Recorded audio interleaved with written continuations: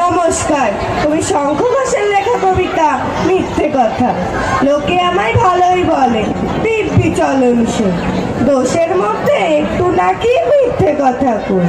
ঘাটশিলাতে যাবার পথে ট্রেন ছুটছে যখন, মায়ের কাছে বাবার কাছে করছি বকম বকম। হঠাৎ দেখি মাঠের মধ্যে চলন্ত সব গাছে, এক এক রকম ভঙ্গি ফোটে, এক এক রকম নাচে। ও মা, দেখো নৃত্যনাট্য। যেই বলেছি আমি, মা বকে দেয়, বড্ড তোমার বেড়েছে ফাজলামি।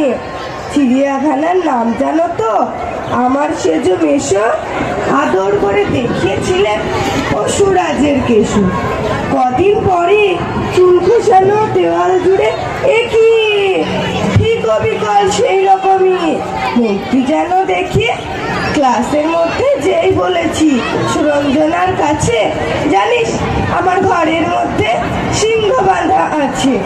শুনতে পেয়ে দিদিমণি অমনি বলেন, শোনো, এসব কথা আবার যেন না শুনি কখনো। বলি না তাই সেসব কথা, সামলে থাকি খুব।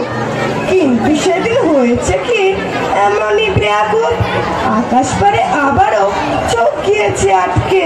শরৎ মেঘে দেখতে পেলাম রবীন্দ্রনাথকে। নমস্কার।